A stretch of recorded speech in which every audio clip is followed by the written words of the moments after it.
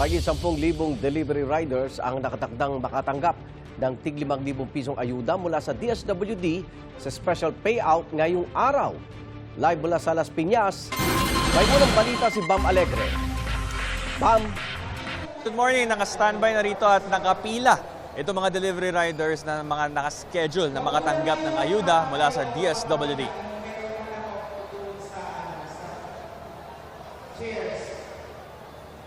Ikalawang araw ng special payout ngayon para sa delivery riders dito sa Las Piñas. May 10,153 na mga rider ang nakatakdang mabigyan ng tig 5,000 pesos na cash assistance. Hanggang bukas ang payout ng DSWD. May 9,000 naman na mga rider ang nakaschedule mabigyan bukas. May nakapila pa rin sa labas hanggang ngayon pero umuusad naman ang pila.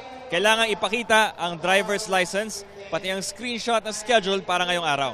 Para sa ilang rider na nakausap natin, mahalagang tulong ito para pandagdag sa kanilang mga pangunahing pangangailangan lalo at mahirap pa rin daw ang mga gastusin ngayon. Pakinggan natin ang pahayag ng mga nakausap nating mga rider. Pinakamalaking bagay po sa amin to para makatulog sa pang-araw-araw namin panggastusin. Bili ako ng isang kaban ng bigas. Tapos pagkain mamayang umaga, abot yun ng 1 linggo.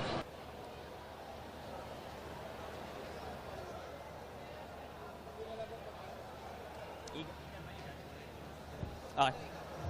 Igan, ito nakikita ninyo ngayon, ganito karami ngayon yung mga nakapila rito. So karamihan ito, mga naproseso na, naghihintay na lang ng kanilang turn para mabigyan nga nitong cash assistance. Ito ang unang balita mula rito sa Las Piñas. Bam Alegre, GMA News.